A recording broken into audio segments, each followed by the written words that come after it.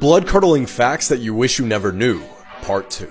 In its natural habitat, a blowfish isn't actually ugly. This is one 3,000 feet below sea level. But this is one after extreme tissue damage after being pulled up rapidly by a fisherman. Men who are hanged get what is called a death erection, which I'm assuming is pretty awkward for the family. There's a parasite that enters a fish's mouth, eats the tongue, and replaces itself as the new tongue. Blue-eyed people are statistically more likely to suffer from depression and alcoholism.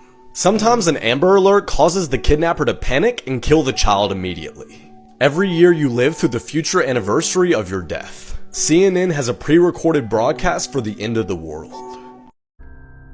A man and his wife had just moved into a new house a couple miles away from their previous home. One night while the wife was away, the husband saw a figure approaching the front porch. It was a tall, middle-aged man with a menacing smile. He introduced himself as Damon and welcomed the man to the neighborhood. Damon then asked him if he had a shovel or a spade, because he was starting a garden and didn't have the necessary tools. The man thought it was a little late for that, but he didn't want to seem rude, so he got out his shovel and offered to help. They both dug for several hours, when eventually the man asked Damon why they were digging so deep. It was at this moment that Damon took a rag out of his pocket and held it against the man's face. He attempted to fight back, but eventually he began to slip out of consciousness. The last thing he heard was, "Shh, go to sleep." He later woke up in a tight confined space. He then realized that he had been digging his own grave. May 20th, 1947, the body of 22-year-old Christina Kettlewell was found 150 feet away from her honeymoon cottage. Her remains were found in just 9 inches of water on the banks of a river in Severn Falls, Ontario. 8 days prior, Christina had eloped with 26-year-old war veteran Jack Kettlewell. Jack had a friend named Ronald Berry who strangely joined them on their honeymoon. During this time, it was reported that Christina started to act out of character. She seemed dazed, would go into crying fits, and questioned Jack's love for her. On May 20th, Christina disappeared and Ronald's cabin mysteriously caught on fire. Ronald allegedly returned to the cabin to find a disoriented Jack with a head injury and pulled him out of the flames, but Christina couldn't be found. Christina's body was free from burns and an autopsy found traces of codeine in her stomach, but her death was declared a drowning. Jack claimed to not remember anything past 11 a.m. that day. The police report claimed that there were signs and evidence that Christina was very upset by the unnatural conduct of her husband and Ronald. And despite possible theories, including that Christina took her own life, the case remains unsolved. A man was stabbed after helping a man who had broken down on the side of the road. A kind man from Missouri named Dr. Patton stopped his car on September 29th. He had noticed there was a stranger in need of his help. The man in need of help was 28-year-old Tyler Risler. He had approached Doctor and asked him for a lift. He told him his car had broken down and he needed a ride back to Target. Happy to do the good deed, Doctor obliged and gave him a lift. However, when the pair started driving down the road, Tyler reportedly started acting odd. He decided at first to change the direction of where they were going and then tried to take control of the car. He allegedly began threatening Doctor with a knife. Thinking quickly, Doctor decided to take the key out of the ignition and try and slow the car down. He tried desperately to get out of the car, but Tyler stabbed him in the chest. Luckily, he ran to a neighbour's house and the neighbour chased Tyler away with a shovel. The man was rushed to hospital and survived the attack, luckily. Meanwhile, Tyler jumped the fence of somebody's garden and threatened a woman and her 2 children. He allegedly stole their car and then was involved in a crash. Thankfully, Tyler was caught and arrested. He has a history of offences, including assault on a law enforcement officer and robbery. This is everything you should know about the mass shooting that just happened. Last night at 7 p.m. in the city of Lewiston, Maine, a man walked into a bowling alley called Just in Time and began shooting. The suspect, who we now know is 40-year-old Robert Card, drove from the bowling alley to the bar, which was 4 miles away, and began shooting again. At this point, there's 18 people deceased and 13 others were injured. Robert is still on the run and police have advised everyone in the city to be careful and stay home. Now, what do we know about Robert Card? Robert's enlisted in the U.S. Army Reserve and has an active military ID. He's also been recognized a number of times with awards and medals while serving. But something that I should know is that back in July, the commanders in the Army Reserve were extremely concerned with Robert because he was just behaving erratic. They called police and he was evaluated and then put into a mental health facility for 2 weeks because he said that he was hearing voices in his head that was telling him to shoot up the military base. Which I'm no specialist or anything, but 2 weeks in a mental health facility to help someone who's having these kind of thoughts, I don't think that's enough time. What's absolutely devastating is that one of the victims last night who worked at the bar was fatally shot when he tried to attack the shooter with a knife. Robert's family has been working with police and investigators to find Robert, and they've asked him to surrender. This is by far one of the worst murders in American history. This is the Watts family, and in the early hours of August 13th, 2018, Christopher Lee Watts murdered his pregnant wife Shannon by strangulation, and right after this, he murdered his 2 young daughters who are 4 and 3 by smothering them with a pillow, all while they begged their dad not to kill them. He then buried Shannon in a shallow grave near an oil storage facility, and he then dumped his 2 children's dead bodies into an oil tank.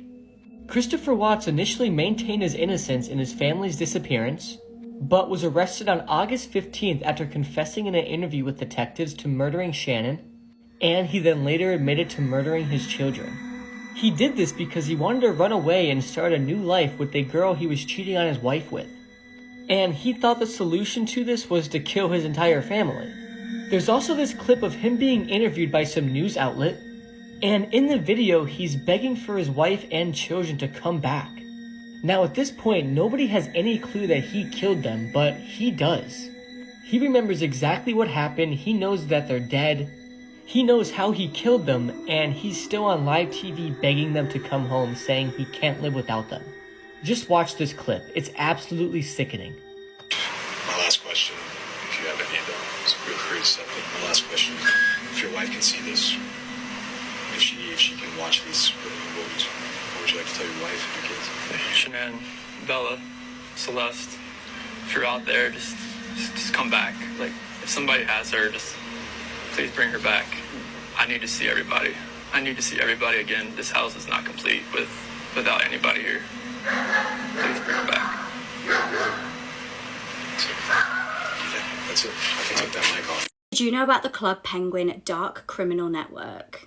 Born in 2005, Club Penguin was a massively multiplayer online game involving a frozen virtual world. Fans of the game will know that it included loads of online games and activities. However, when the site shut down in 2017, it broke the hearts of many Club Penguin fans. The site made its money off paid memberships, but due to the site's declining popularity, not enough revenue was being generated. This spurred on fans to create unofficial websites all across the world. These were extremely popular when COVID hit and boredom was at an all-time high with many people quarantining. People looked to these nostalgic websites as a way to pass the time. The largest of these was called Club Penguin Online. However, what was going on behind the scenes was dark and criminal. Bearing in mind that the original demographic of Club Penguin was ages 6 to 12. The copies of the website were still branded as child-friendly, but they were actually anything but. The activity that was going on was shocking, and Disney, the original creators of Club Penguin, actually stated that what was going on was abhorrent and illegal. The official Club Penguin was closely watched and moderated to maintain child safety. The unofficial versions of Club Penguin, however, were definitely not a safe space for children. Conversations relating to substances, racism, users being toxic and bullying each other, and even having conversations about S. It was a hive of online predators asking children inappropriate questions and asking them to join private online servers. There also grew a huge rivalry between people who were creating different versions of the Club Penguin website. It got so bad that individuals were getting hackers involved, threatening people and even exposing their private details online. Shockingly, a British man who was heavily involved in the Club Penguin online website was actually ultimately arrested over allegations of child P. This is the UK's most famous missing boy. In September 2007, Andrew Gosden was just 14 years old. He was a very intelligent boy and was top of his class in most classes at school. He was an introvert that usually spent most of his time at home. The day before Andrew went missing seemed completely normal. He went to school, he had some tea, and then he watched some TV. However, on September the 14th, he seemed more irritable than normal. Instead of getting the bus to school that morning like his parents thought he was, he went to a cash point and withdrew £200. CCTV then captures him walking home, where he changed his clothes into a Slipknot t-shirt. When he left the house, he didn't take his charger with him, and he also didn't take £100 that he'd saved up. He didn't take his passport, but he did take his house key, which indicates he was going to come home. He bought a one-way ticket to London and was last seen leaving King's Cross station at about 11:30. Frustratingly, the school had actually tried to contact Andrew's parents to say that he hadn't turned up to school that day, but they dialed the wrong number and left an answer phone message on the wrong phone. His family was completely cleared of any suspicion, and the family and the school and all of the students went to London and they were handing out loads of flyers. Weirdly, a year after this incident, a man came to a police station to say that he had information about Andrew. Now, the police station was unmanned, so the person spoke to this man just over an intercom system and sent a police officer down there. Mysteriously, by the time the police officer arrived, the person had vanished. This is what Andrew might look like now, just being the age that he may be if he's still alive. Theories about this case is that he may have gone to London to meet up with someone or go to a concert. Was he lured there by somebody with bad intentions, or was he just going there for the day, gonna come back, and was at the wrong place at the wrong time and somebody did something bad to him? In 2009, the family paid for a search of the River Thames to try and find some sort of closure. The search did find a body, but it wasn't Andrew's. The most up-to-date information that we have on this case is that 2 men were arrested on suspicion of kidnapping Andrew, but they've actually been released. A killer has now been identified in the brutal slayings of siblings Karen and Gordon Alexander. They were killed over 4 decades ago, and police now believe the killer was their own father. Sadly, he'll never face a judge and jury for the murders of his children, as he passed away in 2014. He literally got away with murder. Weldon Alexander called emergency services on the morning of April 8, 1981, to say that he'd just got home to find his 13-year-old son dead on the kitchen floor, and his 14-year-old daughter in her bed barely breathing, with a butter knife sticking out of her chest. He said that he'd pulled the knife out of her chest and called an ambulance. She was rushed to hospital, but sadly she could not survive her injuries. Both Karen and Gordon had been stabbed multiple times. Detectives examined evidence, identified witnesses, and followed multiple leads, but there was no DNA testing back then, and the case soon went cold. Sadly, Karen and Gordon's mother Nancy was in hospital at the time of the murders, and tragically she took her own life just 3 years after their deaths, and Weldon simply went on with his life. There was one patrol officer who never gave up on this case. Calvin Seward, despite being retired, was given permission last year to reopen the case in Arkansas. Over the last 18 months, he's re-interviewed dozens of people and sent off forensic evidence for analysis. And finally, a killer has been revealed. Bodily fluids found on Karen's bedding were matched to that of the DNA of her father, Weldon. Sickeningly, she was raped shortly before her murder, and police now believe that her brother Gordon had heard Karen fighting off Weldon, and he'd come to try and protect his sister, and he paid with his life. Weldon had then stabbed Karen multiple times and then left for work. He'd then returned the next morning and called police saying that there'd been a break-in and his children had been stabbed. It's just a shame Weldon Alexander is no longer alive to face up to his crimes. Had he been alive now, he'd be facing life in prison for 2 counts of capital murder. This rapper murdered his roommate and ate her face. I'm not kidding, this is a really disturbing story, so viewer discretion is advised. So this is Anton Singleton, aka Big Lurch. He was born in 1976 in Dallas, Texas, and he started as an underground horrorcore rapper. So Big Lurch's rap career started with the group Cosmic Slop Shop. This is them, they released one album in the late 90s and then the group disbanded. But Big Lurch had dreams of making it big, so he started pursuing a solo career. And things seemed to be really going up for him in his life. That is, until the day of April 10th, 2002. On that day, something snapped in Anton. At the time, he was living in an apartment with a woman named Tanisha and her boyfriend. And at some point during that day, Big Lurch murdered her. So when a friend eventually discovered Tanisha's body, they found that her chest had literally been ripped open.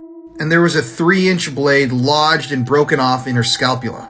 Upon further examination, teeth marks were actually found on her face.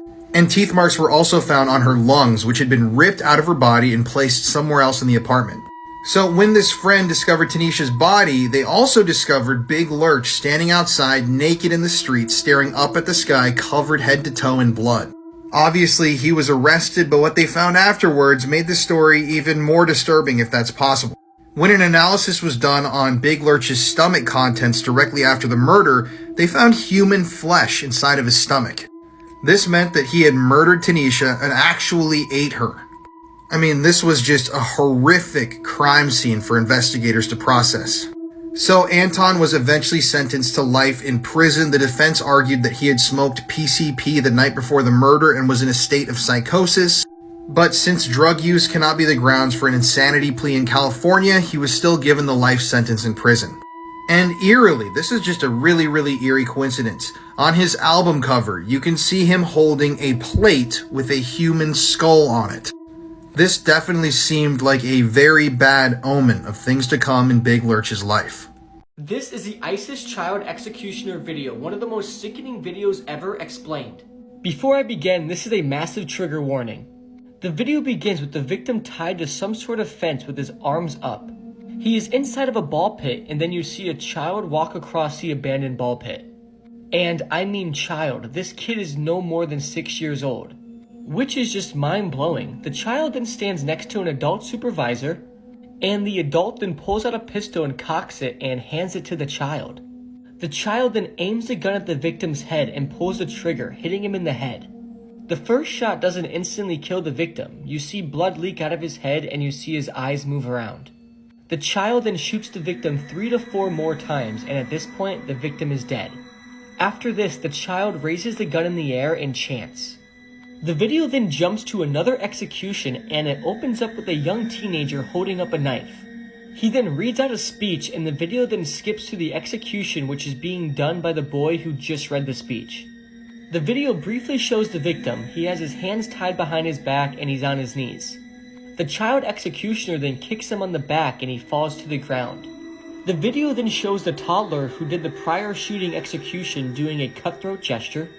The teenage executioner then slits the throat of the victim, and as this is happening, there are various close-ups of the victim on the ground bleeding out and grimacing in pain. You can literally see the life leave his body, and like most ISIS executions, there is music playing over this. But you can briefly hear the victim making noises and the child slitting the throat. One thing I want to say is that these ISIS execution videos are shot in extremely high quality, unlike the Mexican cartel videos, which makes them very clear and disturbing. You almost have to remind yourself that it's real people because it literally is movie quality. This is by far the worst ISIS video out there, and not because of the gruesome nature, but because the killers are literally kids. The kid on the screen right now who did the shooting execution is literally a 6-year-old boy. I can't imagine the brainwashing these kids went through that ISIS done to them. And whatever you do, please never go searching for this video.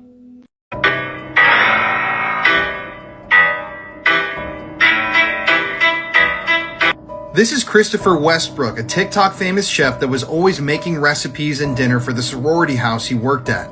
Now, people online really seemed to like Christopher. He seemed like this fun-loving chef who cared a lot about the food he was making for these young women. But nobody would have ever seen what was coming next. In August of this year, Christopher was arrested for the possession of CP, meaning he's a hardcore pedophile. And in total, he was charged with possessing, distributing, and viewing CP materials. But this story only gets more and more disturbing. So once authorities got a search warrant for Christopher's belongings, they entered his house and they recovered a laptop and a hard drive. And what they found on that hard drive was nothing short of absolutely disturbing. They found over 700 images of children being abused. Yes, more than 700 images of CP were found on his devices. That is a lot. And to think that before this arrest, he actually had 150,000 followers here on this platform. That's a really big amount of followers, and he could have turned this into some sort of a career. That is, if he didn't make such a terrible, disgusting, deplorable decision. This all started in June of 2021 when the Center for Missing and Exploited Children alerted local authorities saying that there were some explicit images involving children being uploaded to an account on Google owned by this guy. And thankfully authorities were able to sweep in, take this guy into custody, and get him off the streets. Now, a lot of people were actually really pissed at Christopher because just a week or so before he was arrested, he got on TikTok and was begging people for money. This isn't a video that I want to make, I promise.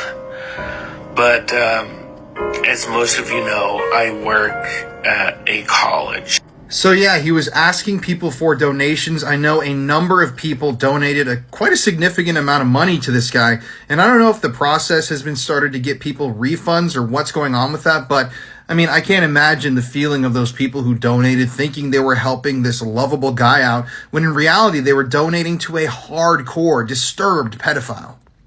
Just goes to show once again that you can't really trust anybody on this app. What? Look in there, mate. Look in there. What? Look in there.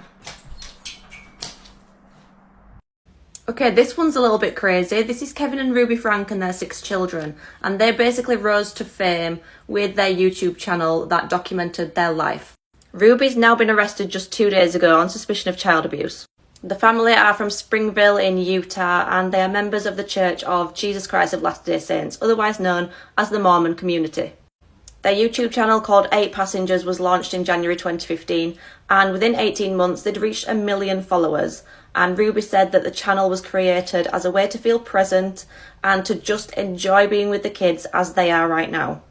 However, as their channel grew, viewers became a bit concerned about their parenting style, even describing them as cruel. In 2020, their son Chad actually had his bedroom taken away and was forced to sleep on a beanbag on the floor after playing pranks on his little brother.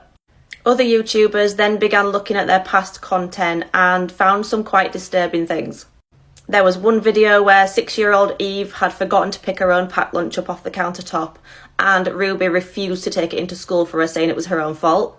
She wouldn't give the kids their breakfast until they'd done their chores, and she said that none of them deserved personal space. She would also regularly withhold meals when the kids were play fighting, just as normal kids do. There was then a petition set up for CPS to step in by people saying that they were profiting off their children and putting themselves first. Ruby and Kevin pushed back at this, saying that people were just trying to stir up drama and take clips out of context, and they said that they were giving their children choices and teaching them consequences of their actions. They continued to upload videos, becoming more sporadic and then eventually stopping, and in mid-2023 the YouTube channel was actually removed. In January 2022, Ruby announced that she was joining a new YouTube channel called Connections with a woman named Jody Hildebrandt. Jody is a therapist, but she actually had her license put on probation back in 2012. The punishment was actually for discussing a client's porn addiction at her Mormon church without his permission. This new channel caused concern with viewers straight away. Jody actually said that women who were raped had a choice, and Ruby claimed that children don't deserve privacy or unconditional love. It wasn't long before Ruby's family began to break apart. Her oldest daughter, Shari, moved out in September 2022 and said that she does not support the extreme beliefs of their YouTube channel. Her eldest son, Chad, is also thought to have left the family home. It's unclear whether Kevin is still a part of the family, but it's been reported that he has left his job.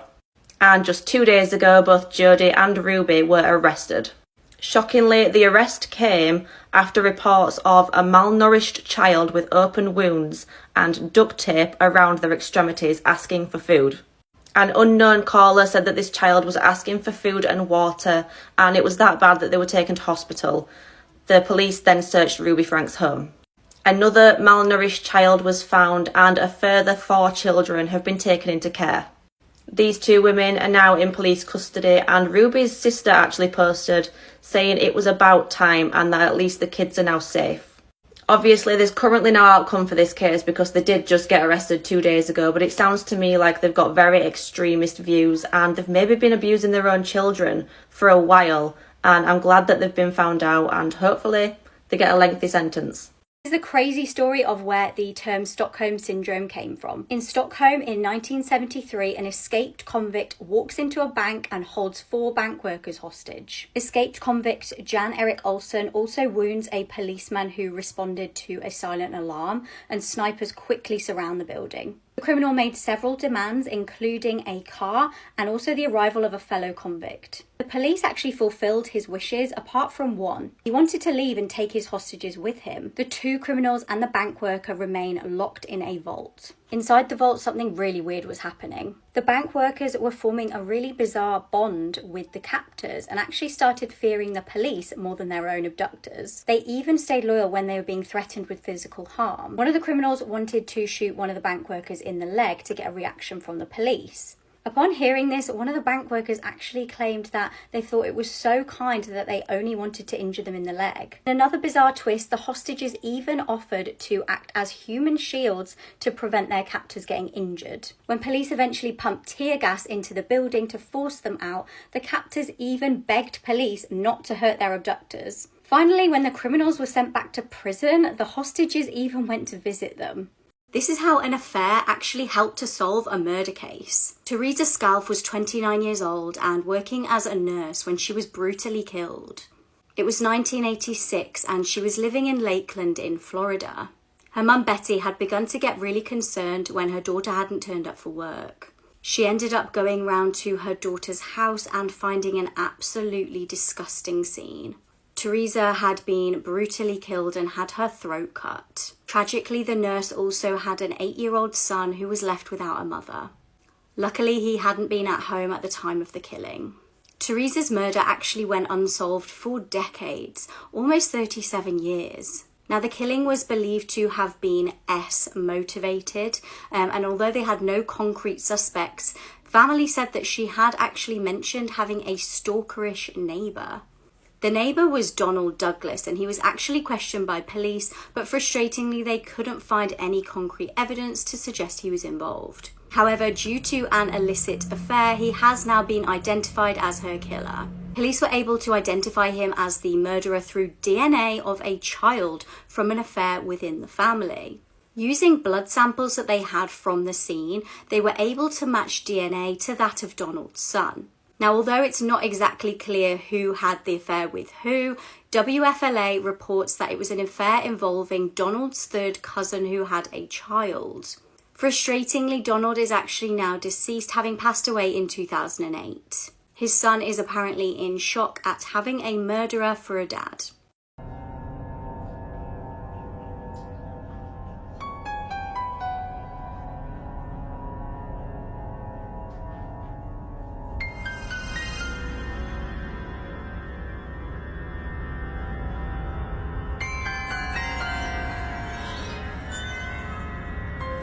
You will not believe this insane plot twist. In 2008, Carolyn Watson and Julian Butchwold were a young religious couple. They were living in Melbourne, Australia, and had been together around 2 years. Julian was driving the pair to a picnic date in the car, but he actually stopped the car suddenly, noticing an animal on the side of the road. Suddenly, something horrific happened. Carolyn's vision went completely black after being blindfolded by a terrifying masked man. All she could work out was she was being stripped off and thrown into a vehicle. The car finally stopped and she took her blindfold off, and she was really relieved to see that her boyfriend was by her side. He'd also been stripped off and the couple were completely in the middle of nowhere. The pair managed to untie themselves, but were having to just wander around aimlessly for a week, trying to find safety. Meanwhile, police were desperately searching for the couple. Family and friends were really concerned, and they knew how out of character this was for the pair to go missing. They sent out air and water search teams, but just couldn't locate the couple. As the missing pair were very religious, they'd actually vowed to be celibate until marriage, but Julian started to suggest that it might be a good idea to break this celibacy in order to keep them warm. Finally, a local farmer found the couple and alerted police. However, they quickly found that the story didn't really add up. Julian soon confessed to police that he'd actually made the whole thing up and he'd staged the kidnapping. His motive was purely to try and get his girlfriend to break their vow of celibacy. Some are calling this the most horrific fraternity hazing ever in the United States. This is how one night at university can destroy your life forever. Danny Santulli was 18 years old and a freshman at the Uni of Missouri. In October 2021, Danny was captured on CCTV being blindfolded and led downstairs in an event named Pledge Dad Reveal Night. Danny was made to drink a litre of straight vodka by himself. At around 10:55, Danny collapsed and some of the frat members were seen carrying him to a sofa. Around midnight, Danny was captured on cameras sliding off the sofa, and shortly after he was found unconscious with blue lips. Shockingly, instead of calling an ambulance for Danny, the frat members piled him into a car, dropping him on the way. They drove him to hospital, but at this point he was already in cardiac arrest. Danny had to be resuscitated and spent the next 6 weeks in intensive care. Prior to this evening, Danny had been left needing stitches and crutches after he'd been forced to climb inside of a bin with broken glass inside. 2 nights before the night in question, Danny broke down in tears on the phone to his sister and told her about how stressed he felt about it all. His family had begged him to quit the pledge, but he didn't want to be ridiculed. This is Danny now. He will need full-time care for the rest of his life. He's now severely brain damaged, is blind, and cannot walk or talk. 2 former students are set to go to trial over this case.